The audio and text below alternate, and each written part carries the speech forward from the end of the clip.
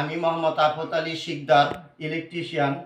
যারা house wiring করেন এই সুইচ বোর্ডটা ফ্লোর থেকে কতটুকু উপরে দিবেন এটা আপনাদের সামনে আমি দেখাবো।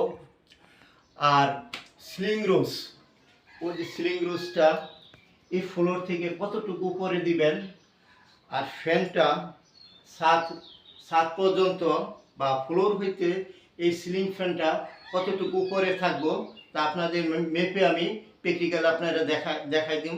ঠিক এইভাবে আপনারা কাজকর্ম করবেন এবং দিবেন। দেখেন সুইচ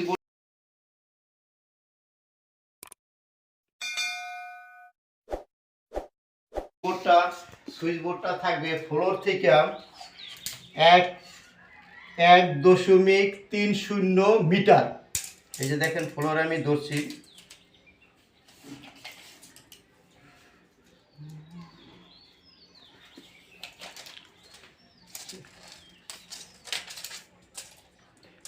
এই যে দেখেন আবার এই সুইচ বোর্ডটা আমার 1.30 মিটার উপরে বসছে। এই মাপে আপনারা সুইচ বোর্ড দিবেন ঘরের। আর বাথরুমের সুইচ একই মাপ থাকবে, 1.30 মিটার বাথরুমের সুইচ বোর্ডটাও উপরে দিবেন। আর এটা হলো 2 পিন সকেট, এটা হলো ফ্যান রেগুলেটর, এটা হলো গ্যাং সুইচ। আর সিলিং রুফটা ফ্লোর থেকে কতটুকু উপরে দিবেন, 2.50 মিটার উপরে দিবেন। দেখেন আমি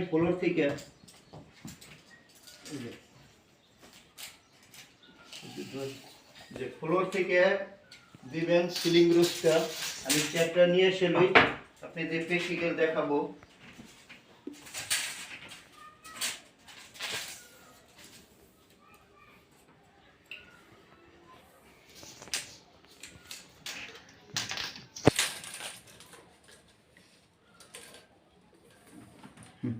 এই যে দেখেন 2.50 মিটার উপরে সিলিং রুফটা বসাইবেন। এই লেভেলে 2.50 মিটার উপরে সিলিং রুফটা বসাইবেন। সিলিং রুফের অনেক রঙের কাজ থাকে।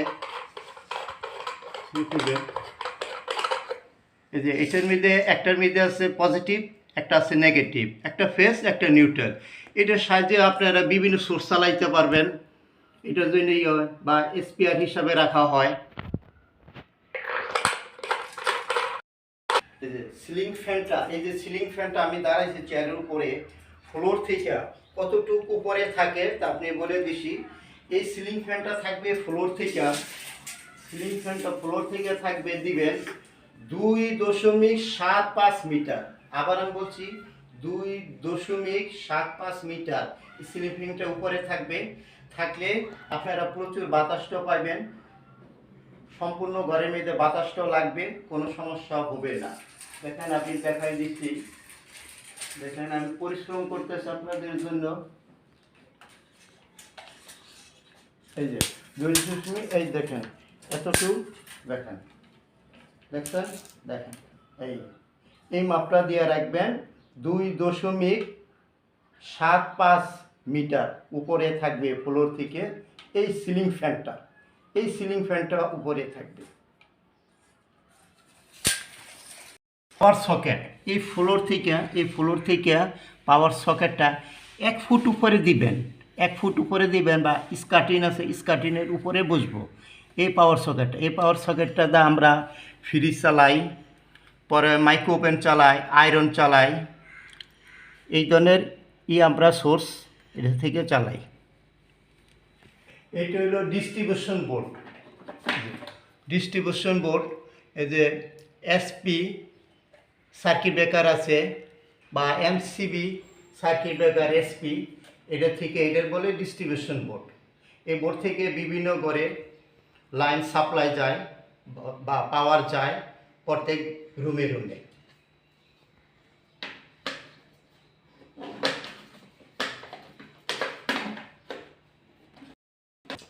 আর এই যে আমি মাপ দেখাইছি সুইচ বোর্ডে, এই ওয়ারিং এর নাম হইল কনসিল্ড ওয়ারিং কয়, কনসিল্ড ওয়ারিং। এটা হইল গ্রুপ কেটে এটার ভিতরে পাইপ ঢুকানো হয়েছে, PVC pipe, PVC pipe, PVC হলো পিভিসি, পিভিসি পাইপ ভিতরে ঢুকানো হয়েছে কেটে।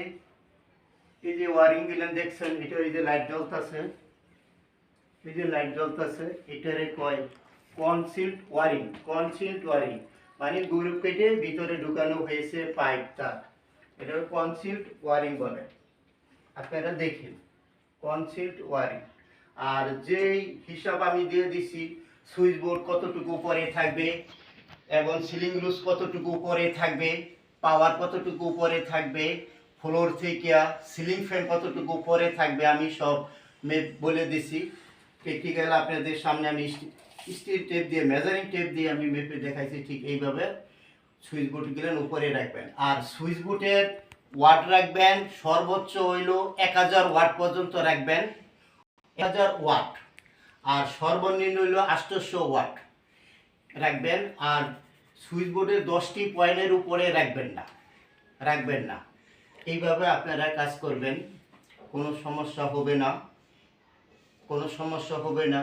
বাই ইলেকট্রিশিয়ান আপনারা সঠিকভাবে কাজটা করবেন।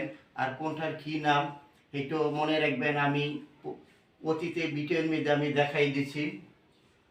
ঠিক এইভাবে কাজ করবেন, কাজে মনোযোগ করবেন, মনোযোগী দিবেন এবং কিভাবে কাজটা করতে হয় সেইভাবে আপনারা লক্ষ্য রাখবেন এবং বেশি বেশি মানুষের সাথে কথা বলবেন, কিভাবে সমাধান করা যায়। না হলে আমার কাছে ফোন দিবেন, আমার কাছে কমেন্ট করবেন, আমি সমাধান করে দিব।